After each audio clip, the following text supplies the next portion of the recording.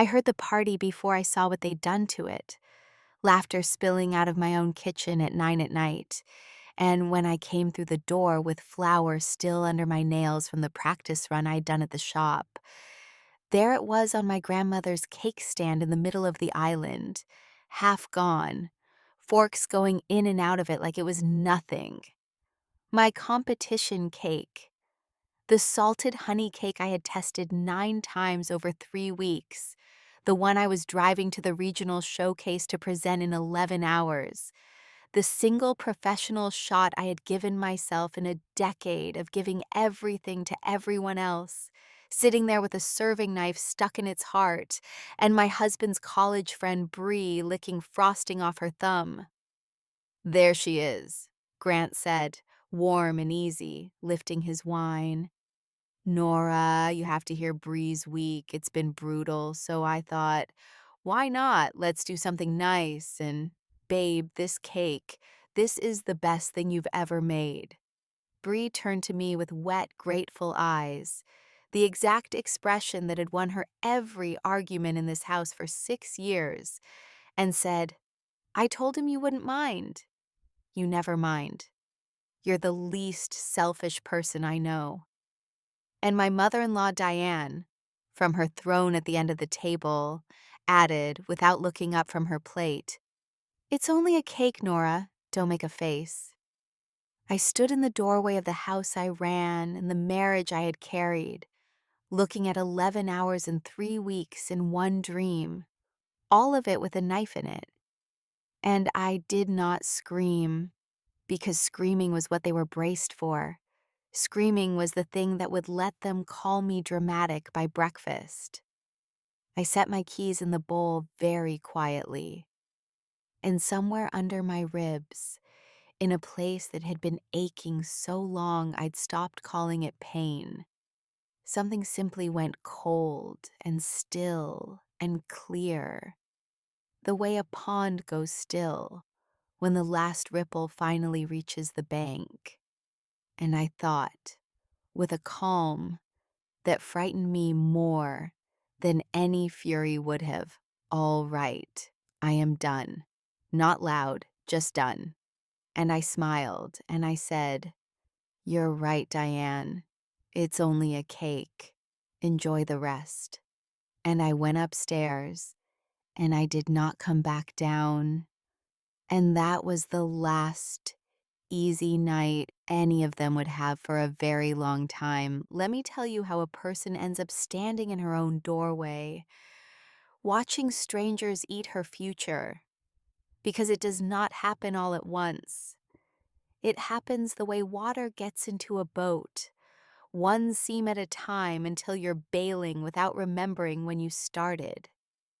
I married Grant Whitmore at 26 because he was warm and funny and told me I could do anything. And it took me years to understand that a man telling you that you can do anything is sometimes just a man explaining why he won't be doing any of it. I was, everyone agreed, so capable. That was the word. Nora is so capable. I could run a household and manage the bills and remember everyone's birthdays and cook for 12 on no notice. And because I could, I did. And because I did, it became the floor. And every year the floor got a little higher, and the thing I was standing on got a little smaller. His mother Diane moved in the second winter, a temporary thing after her hip. And 4 years later, she was still there in the best guest room criticizing the way I loaded a dishwasher while I brought her tea she never thanked me for. Grant's college friend Bree came with the marriage like a term in a contract nobody let me read. Fragile and charming and always in some crisis that required the whole room to arrange itself around her. And when I once, gently, said I'd like a weekend that was just us, Grant looked at me like I'd suggested drowning a kitten and said, "Bree's going through a hard time, Nora. I thought you, of all people, would get that." I, of all people. I got very good at getting it. There was the birthday, my 31st, when I'd made a dinner reservation weeks ahead, our first real night out in a year, and Bree called at 5 with a flat tire and a panic attack. And Grant said, "You understand, right? You're so calm about these things." And I spent my birthday driving Bree home and then cooking for her because she was too shaken to be alone, and blew out no candles. And Grant told everyone for months what a saint I'd been, as though sainthood were a gift he'd given me instead of a bill he'd sent. There was the Christmas Diane declared she couldn't possibly travel, and so the whole holiday relocated to accommodate her. And I cooked for 14 while she narrated my failures to the room. The turkey too dry, the house too warm, the tree in the wrong corner. And Grant laughed along because that was just Mom. And I carried the plates and I smiled and I did the dishes alone at midnight while they slept. There was the time I mentioned, once quietly, that I'd been thinking about culinary school, and Diane said, "At your age?" And Bree said, "But who would take care of everything?" And Grant said, "Babe, you don't need a school. You're already the best cook I know," which sounded like a compliment and functioned like a lock. I got so good at absorbing that I forgot absorbing was a thing being done to me and not just weather. And the whole time, folded up small in a drawer in my chest, was the one thing that was mine, which was that I could bake. Not household bake. Bake the way my grandmother did. The way that makes a stranger close their eyes at the first bite.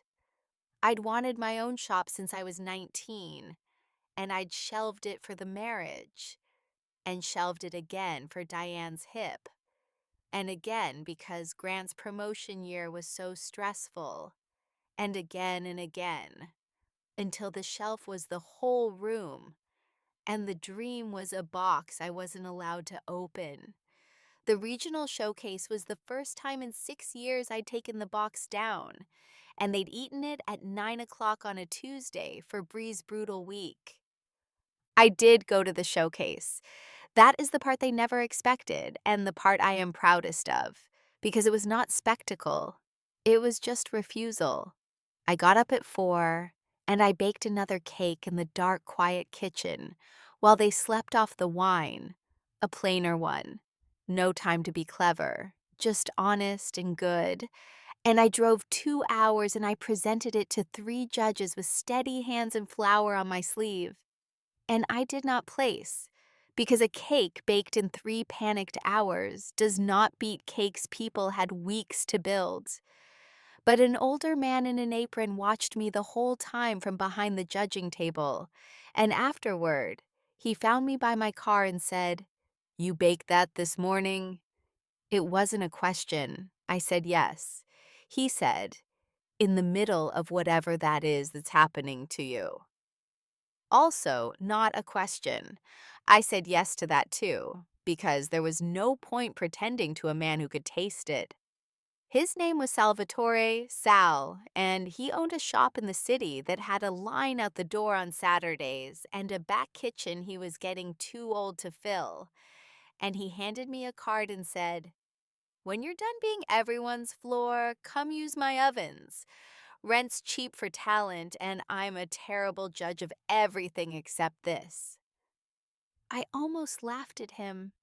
I almost said the things I'd been trained to say, that I couldn't possibly, that I had a house to run, a husband, a mother-in-law, responsibilities, that people needed me. And he watched me not say them, watched me open my mouth and close it, and he said gently, like a man who'd seen it before, "You know what the difference is between the cakes the place today and yours? Theirs were made by people who were allowed to try. Yours was made by somebody who stole an hour from a life that doesn't let her. Imagine what you'd do with a whole morning that belonged to you." That sentence followed me down the highway for 2 hours. a whole morning that belonged to me. I had not owned a morning in 6 years.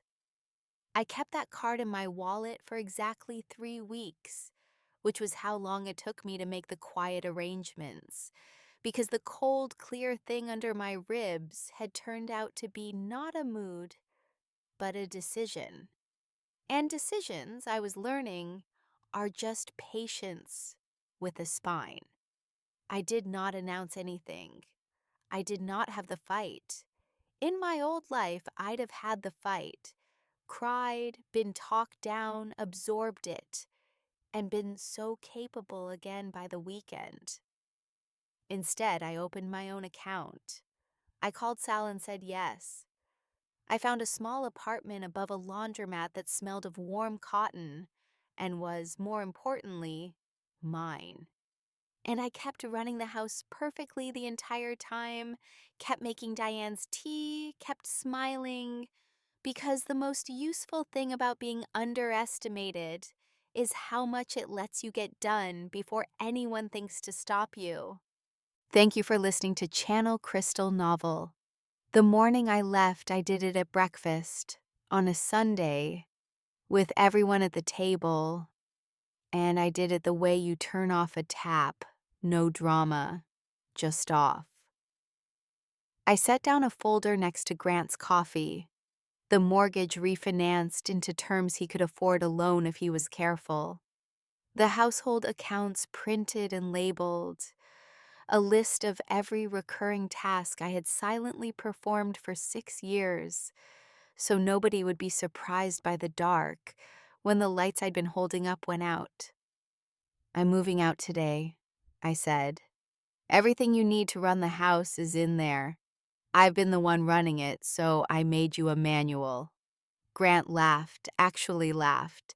The laugh of a man who has never once been told no by me and assumes this is a bad joke or a bid for reassurance. "Nora, come on. You're upset about the cake. We'll get you another shot at a bake thing, okay? Don't be dramatic." And Diane said, "After everything this family has done for you," which was a sentence so upside down I almost admired it. And Bree, who had somehow been invited to Sunday breakfast, teared up and said, "Is this because of me? Nora, I never meant to come between you. I'll back off. Please don't blow up your whole marriage over me." Making it, as she made everything, about the tragedy of being Bree. "I'll come to less dinners," she offered, through the tears, as though her attendance had ever been the problem and not the symptom. Diane set down her fork with a clack. "You're being a child," she said. "Marriages have hard patches. My generation didn't run off to play with flour every time our feelings got bruised." Grant tried the warm root one more time, reaching for my hand across the table the way he always had, the touch that used to end every argument. "Nora, look at me. We can fix this. Just cancel whatever you've set up. Come sit down and we'll talk it through like adults."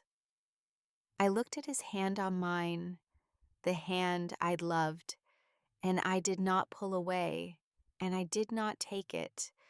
I just let it rest there, like a thing that no longer had a current running through it. I looked at the three of them, the loud one and the emotional one, and the comfortable man they both orbited. And I felt the old pull to smooth it, to reassure, to be capable one more time. And I didn't. "This isn't about the cake, Grant," I said. "The cake was just the receipt. And Bree, you didn't come between us. There was no between. He was never on my side of anything for you to stand in the middle of." Grant's sister Megan, visiting, snorted from the doorway. "God, she's finally lost it." And I turned to her and said the one thing I'd been saving, calm as still water. "No, Megan, I've finally found it. You should look for yours. It's been missing longer than mine.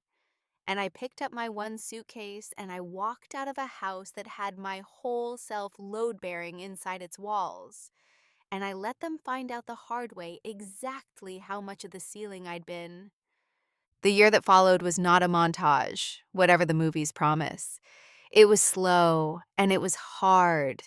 And there were nights above the laundromat when I sat on the floor and grieved a marriage I genuinely believed in.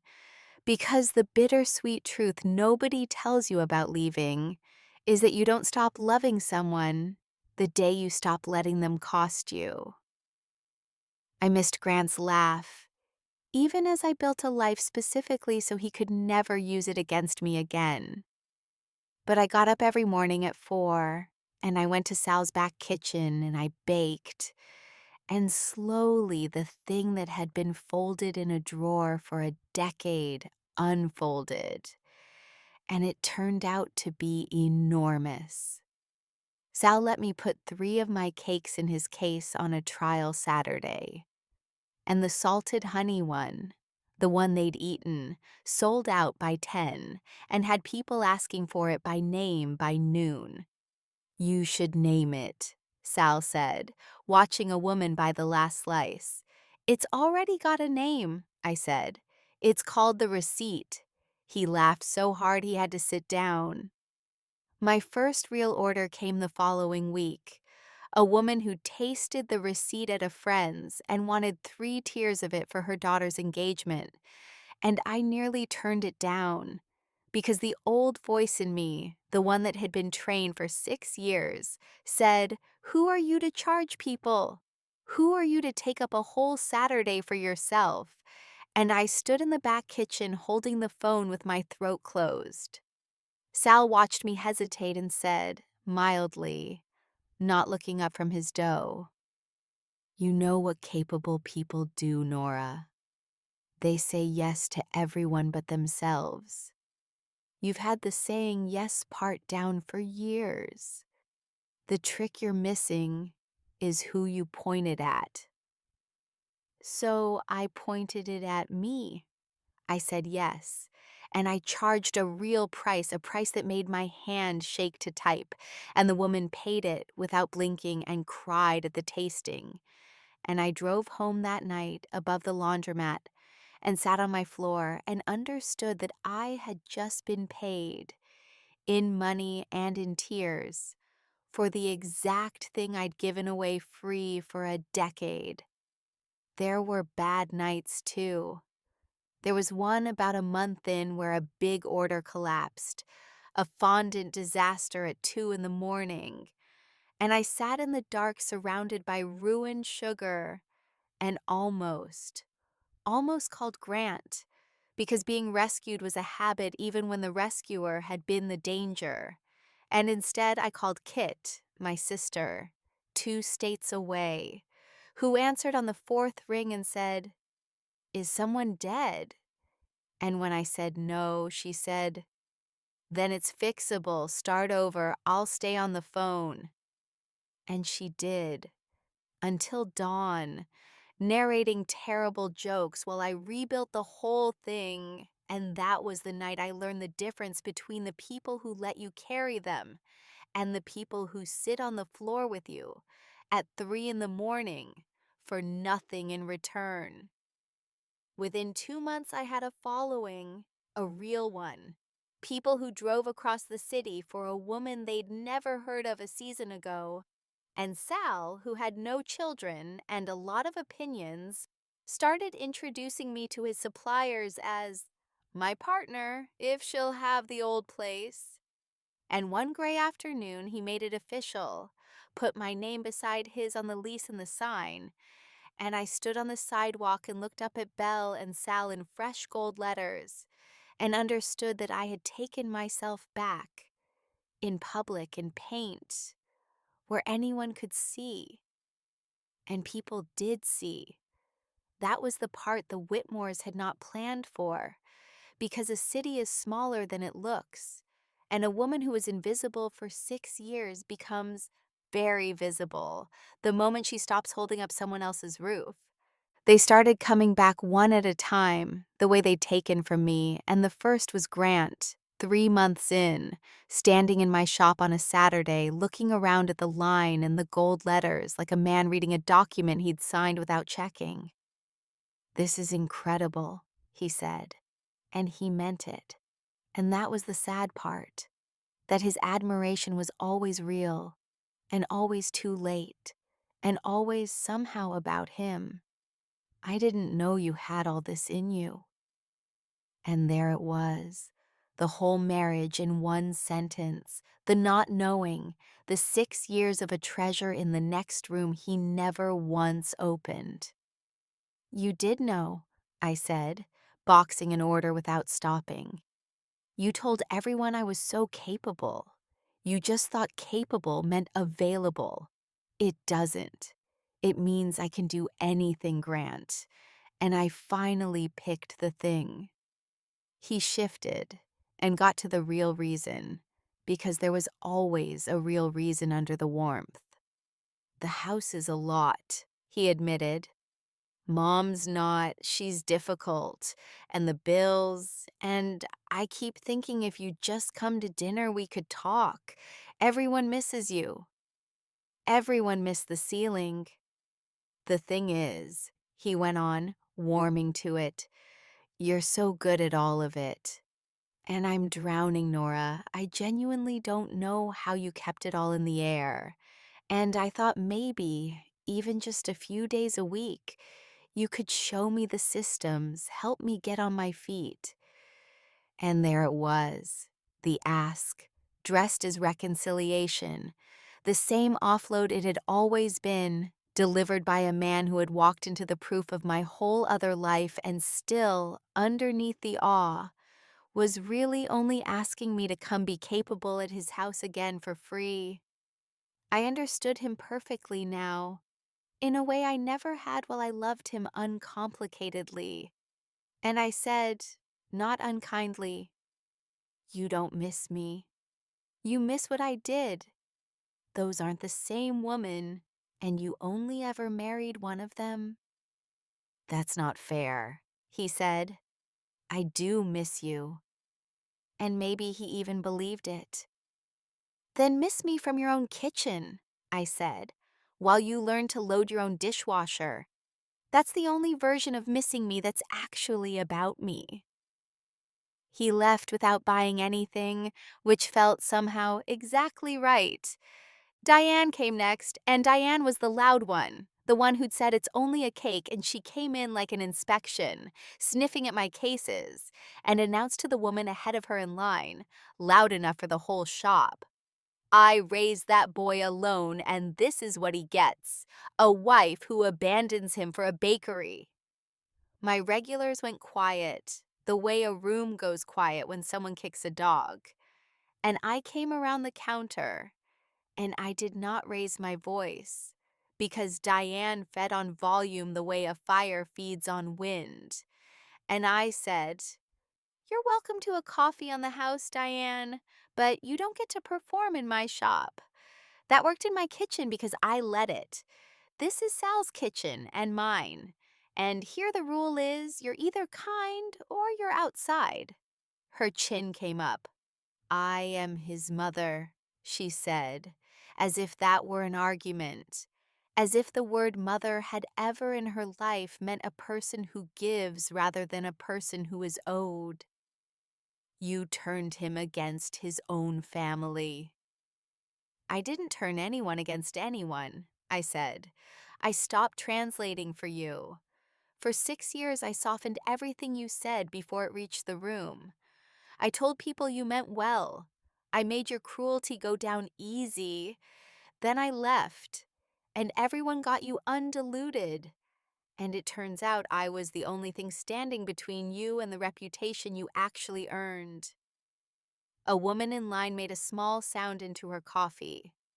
I added quietly, so only she could hear, "You had a good tenant for 6 years, and you treated her like she owed you rent. Landlords who do that end up with empty rooms. Enjoy the quiet." She opened her mouth and closed it, And for the first time since I'd known her, she found nothing waiting behind the door where the cruelty usually lived. She left. She left quiet, which for Diane was the loudest thing she'd ever done. And Bree, the emotional one, saved herself for last, because Bree always waited to see which way the wind was blowing before she cried in its direction. She came in on a slow Tuesday and sat at the little counter with her chin wobbling and said she'd been having a really hard time, that everything had fallen apart, that Grant wasn't fun anymore without me holding it all together, that she felt like it was somehow her fault, and she just needed to know we were okay. She couldn't bear it if I hated her. I want to be honest about the part that hurt, because a story where I only ever say the perfect calm thing is a lie, and lies are what got me into that kitchen in the first place. The gut punch didn't come from Bree or Diane. It came from Grant, 5 months in. And it was not a scheme. It was the truth, which is why it landed. He caught me leaving the shop one evening, and he wasn't warm this time. He was raw. And he said, "You know what the worst part is? You were happy this whole time. You could do all of it, run everything, carry everyone, and still had this whole beautiful thing inside you. And you chose to keep it small for us, for me, for years. And I let you. I told myself you liked it. I told myself capable people want to be needed. But you didn't like it. You were just loyal. And I spent 6 years spending your loyalty like it was a checking account that would never empty. And it emptied. And I didn't notice until the lights went out. And for a moment, standing on that darkening street, I grieved so hard I had to hold the door handle, because it was the truest thing he had ever said to me, and it had arrived exactly 1 year too late to be love, and exactly on time to be a eulogy. "I keep dreaming about the cake," he said, quieter. "The competition one. I dream I walk into the kitchen and stop myself. I put the knife down. I say, 'Leave it. That's Nora's. That's her one thing.' And then I wake up and it's already been 3 weeks and 11 hours too late. Over and over, every night."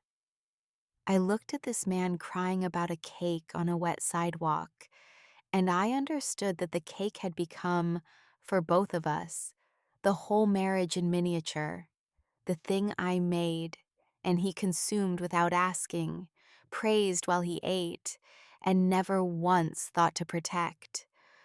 I let myself feel all of it. I did not soften, but I did tell him the truth back, because he'd earned that much. "I did love you," I said. "That's what makes it a tragedy instead of a mistake. I didn't leave because I stopped loving you.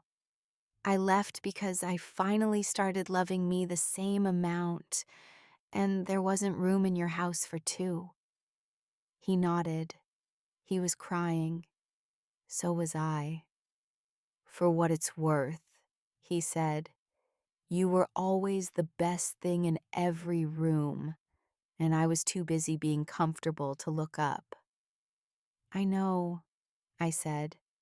"That's the worst part. You didn't lose me because you didn't love me. You lost me because loving me was never as easy as using me. And you always, always took the easy one." And then I went home to the apartment that smelled of warm cotton, alone. And I baked until 3 in the morning. And the grief went into the sugar the way it always had. Except this time, the sugar was mine. And so was the morning and so was every single thing that came out of the oven. The house fell apart without me in it, quietly, the way houses do when the person holding the seams together walks out with her thread. I heard it in pieces, through the small town telephone that a city bakery counter turns out to be.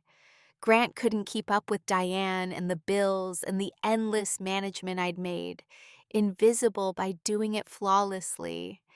And the invisible labor became very visible the second it stopped.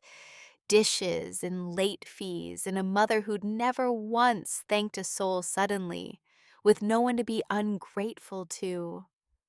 The refinance I'd left him, the one he could afford if he was careful. He was not careful. And I heard he nearly lost the house twice before he learned to read a bank statement at 38. The garden I'd kept died. The birthdays I'd remembered got forgotten.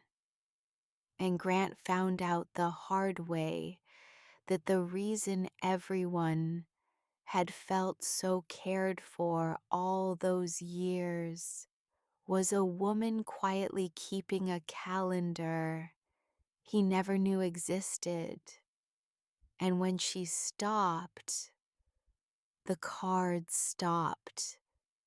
And people noticed the silence and wondered which of them had changed. And it was him. It had always structurally been him. He'd just been standing on my effort so long he mistook it for the ground. Diane, deprived of a target, turned her critique on Grant, and Grant, who had never in his life been the floor, discovered exactly how it feels to be walked on by someone who thinks your effort is the natural order. And I am told there was a memorable Sunday where she told him his cooking was inedible, and he finally understood. All at once, 6 years too late, every dinner I'd ever plated in silence. Bree drifted, the way a barnacle drifts when the ship it was attached to starts taking water, and found some other steady person to have hard times at, some new household with a capable woman in it who didn't yet know the price. And Megan, the sister who'd said I'd lost it, called me one afternoon out of nowhere, and I braced for an attack. And instead, she said, awkward and low, I watched them all fall apart without you, and I realized you weren't the one who was crazy. I've been doing to my own husband what Grant did to you. I don't know how to stop. Nobody in my family ever taught us the difference between being loved and being useful. I stood in my flour-dusted shop holding the phone, and I felt something I had not expected to feel for any Whitmore ever again, which was tenderness. And I said, you stop by noticing. That's the whole first year, honestly, just noticing. Come by the shop sometime. I'll teach you to make bread. It's very good for learning that some things take exactly as long as they take and can't be rushed by being capable. She came the next Thursday, and she was terrible at it, impatient, punching the dough like it owed her money. And I stood beside her and said, you can't force it. You have to let it rest or it fights you the whole way. And she started crying into the flour and said, is that a bread thing or a life thing? And I said, yes. And we both laughed the ugly laugh of two women who'd learned the same lesson from opposite ends of the same family. She came back the Thursday after that, and the one after, and somewhere in there, she stopped being Grant's sister, who called me crazy, and started being just Megan, who makes the Thursday bread now, who left her own version of that marriage a year later and did it cleaner than I did because she'd watched me go first. She's the only Whitmore I kept, and I kept her because she was the only one who ever came to me with an apology instead of a request, and because a person who can admit they were the floor's problem and not the floor is a person worth teaching to bake. Sal walked me down the aisle metaphorically and then, a year and a half later, literally handed me the keys in the whole shop because his knees were done and his heart was full, and he said a man should know when a thing he loves is safer in younger hands. "You gave me back my mornings," he said, the day he retired, sitting in the window seat with a coffee and no apron for the first time in 40 years. "Fair's fair. Now it's yours. Don't let anybody make you their floor again. You're a ceiling. I knew it the second I tasted a cake you baked while your life was on fire."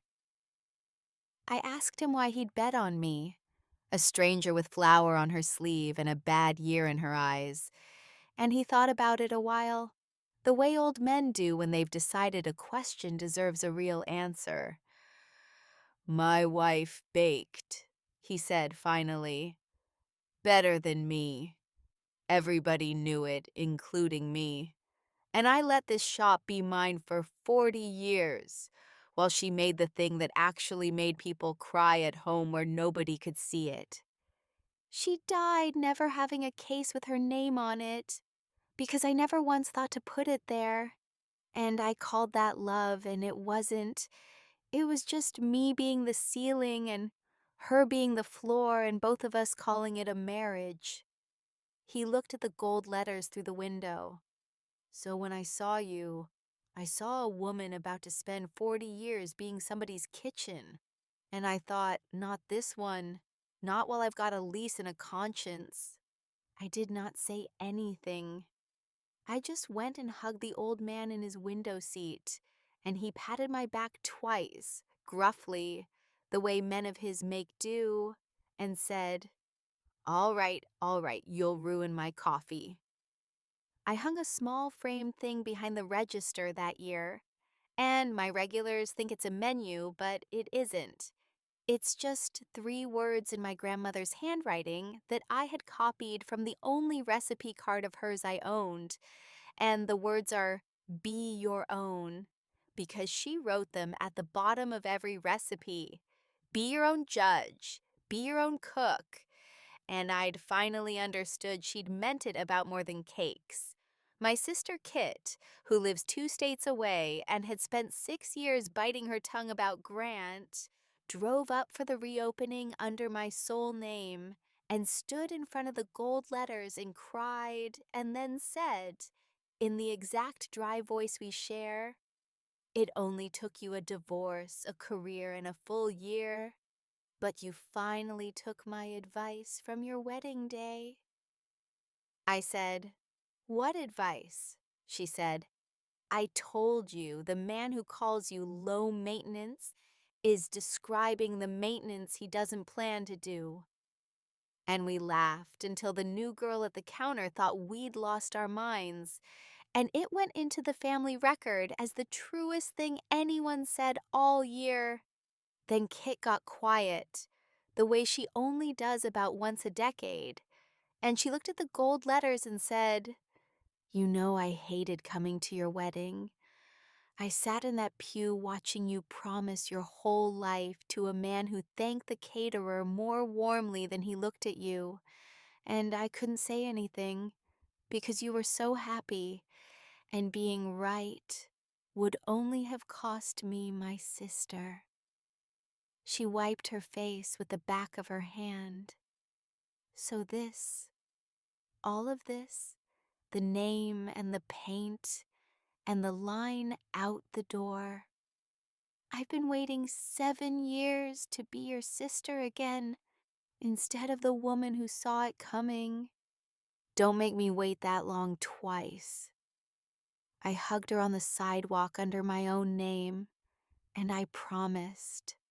And it is the only promise I've made since the divorce that I intend to keep for the rest of my life. Grant tried once more, at the very end, the way the comfortable ones do when the comfort is fully gone, and his last attempt was the softest, and so, in a way, the most dangerous, because it wore the face of the man I'd actually loved. He came to the shop near closing on a rainy night, no anger left in him, just tired, and he said, "I've changed. I have. I do my own dishes now. I take care of my mother. I ended it with the whole Brie thing. I finally see all of it. And I keep thinking, if I've become the man you needed, maybe it isn't too late. Maybe we could start over as equals this time. I know what I lost now. Isn't that worth something? And a year ago, even 6 months ago, that would have found the soft place because I did love him. And there is a particular ache in watching someone finally become the person you begged them to be for the audience of your empty seat. I let myself feel the pull of it, honestly, one last time. And then I dried my hands on my apron and I said the calmest, kindest, most final thing I have ever said to anyone. I believe you've changed, Grant. I'm even glad.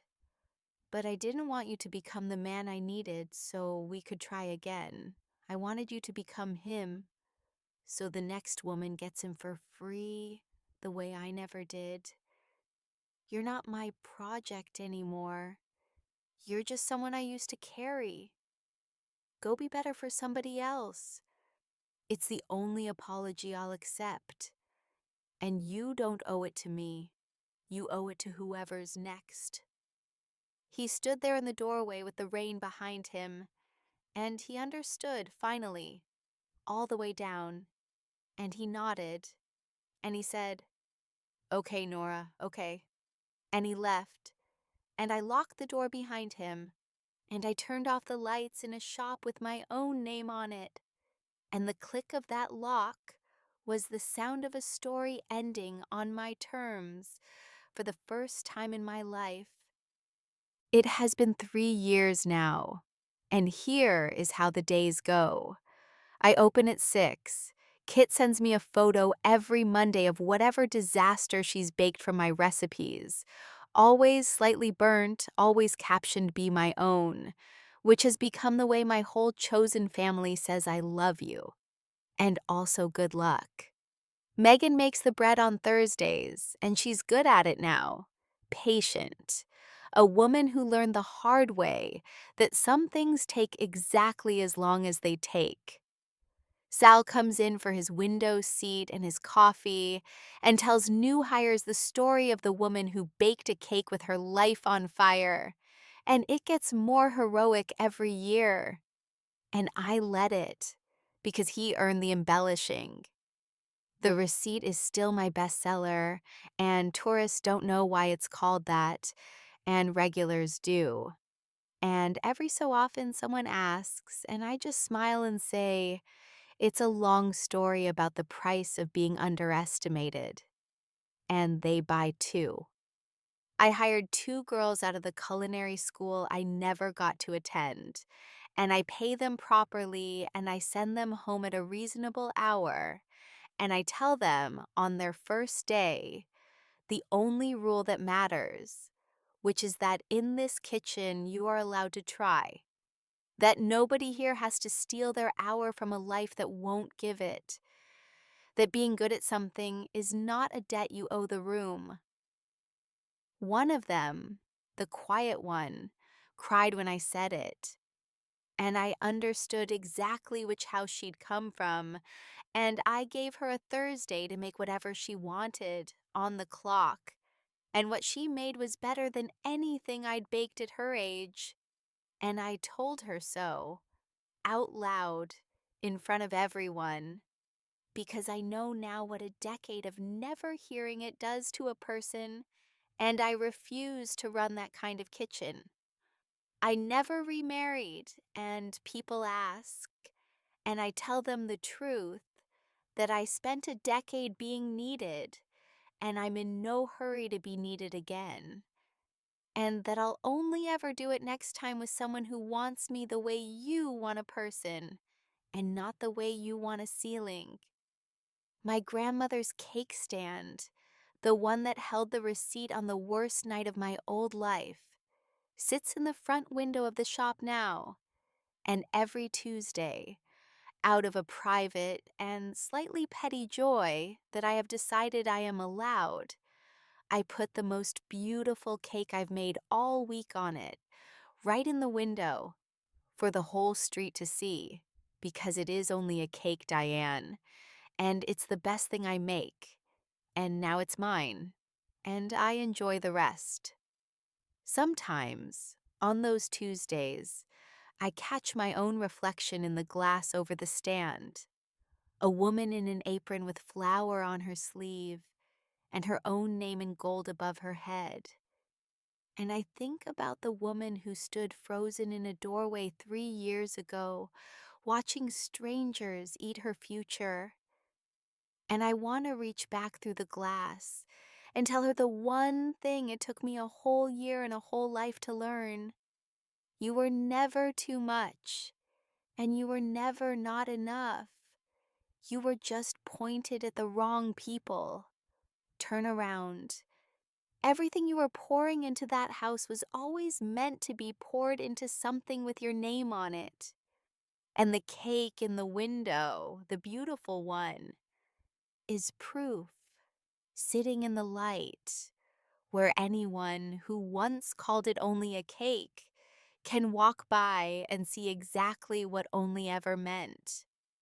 So let me ask you, since you stood in that doorway with her, did she go far enough, or was she still too merciful?